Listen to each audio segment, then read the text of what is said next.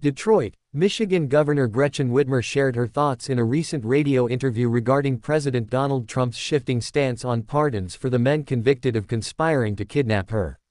Whitmer revealed that during a meeting in the Oval Office about a month ago, Trump told her he would not consider pardoning those involved. However, just days ago, Trump told reporters he would take a look at it, signaling a change in his position. Whitmer emphasized the importance of condemning political violence unequivocally. She said, "Not condemning political violence does a disservice to everyone."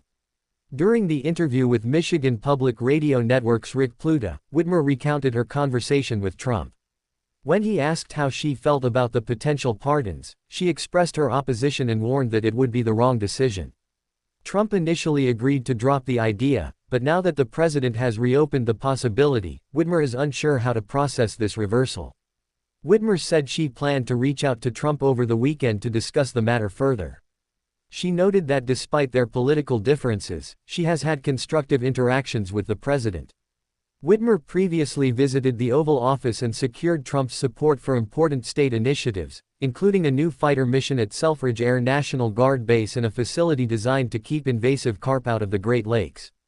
During that visit in April, Trump praised Whitmer, calling her efforts really excellent. Despite this cooperation, the current situation surrounding the pardons has introduced tension. Trump spoke to reporters on May 28 from the Oval Office, saying he was considering a pardon for those convicted in the 2020 plot to kidnap Whitmer.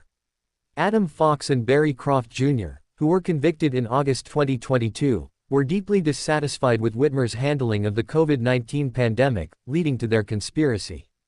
Trump questioned the fairness of the trial, describing it as a railroad job, and suggesting that the defendants said some stupid things while under the influence of alcohol. He seemed to imply that their actions, while criminal, were exaggerated by the legal process. Whitmer reminded listeners of the July 2022 assassination attempt on Trump during a campaign rally in Pennsylvania. She underscored that leaders must condemn political violence regardless of party affiliation. She recounted that she was among the first elected officials, from either party, to condemn the attack. "Anything short of condemnation creates a dangerous space," Whitmer said. She emphasized that public servants have a duty to serve peacefully and that taking up arms against one another is unacceptable. Whitmer promised to make her opposition to the pardons known again to the White House, hoping the president would ultimately decide against granting clemency. During a Q&A session at the Mackinac Policy Conference, when asked about the possibility of pardons, Whitmer initially feigned surprise but then turned serious. She stated clearly, no one should hesitate to condemn political violence, reinforcing her stance against the pardons. The sentences for those convicted reflect the gravity of the plot. Fox received 16 years, Croft 19 years, including an additional weapons charge. Both are serving their sentences at a maximum security federal prison in Colorado. In April, a U.S. Sixth Circuit of Appeals panel denied their request for a new trial, upholding their convictions. Whitmer has consistently condemned the kidnapping plot and affirmed that the convictions prove violence and threats have no place in politics. She stressed that those who attempt to divide the nation will be held accountable. In total, 14 men were charged in connection with the plot. Prosecutors achieved 9 convictions across federal and state courts, while 5 men were acquitted. Whitmer's firm stance highlights the importance of law and order in a time when political violence threatens democracy. The plot against her was not just a political attack but a violent criminal conspiracy that endangered lives and the fabric of government. The consideration of pardons raises questions about accountability and the limits of executive clemency, especially when the safety of public officials is at stake.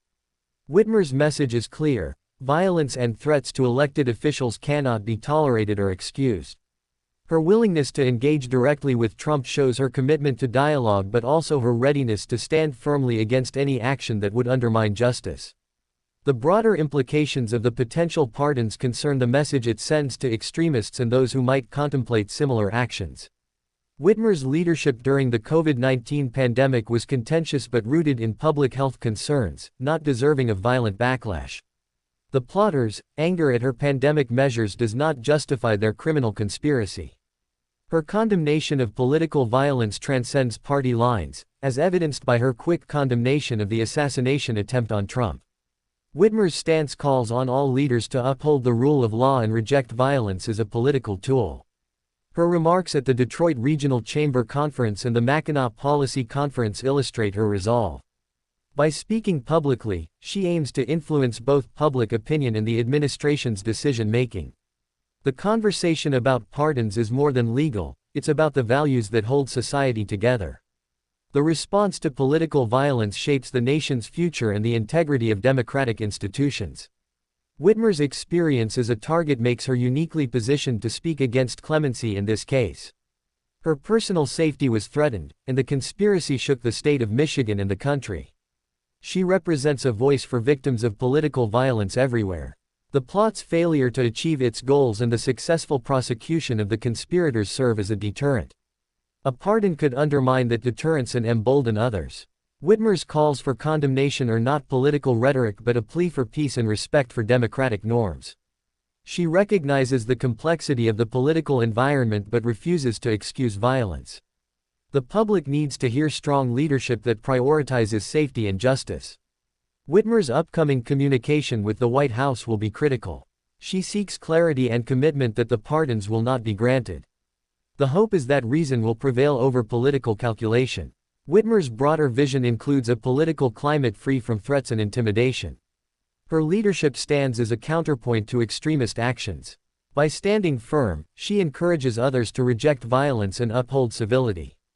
The threat to democracy posed by political violence demands a unified response.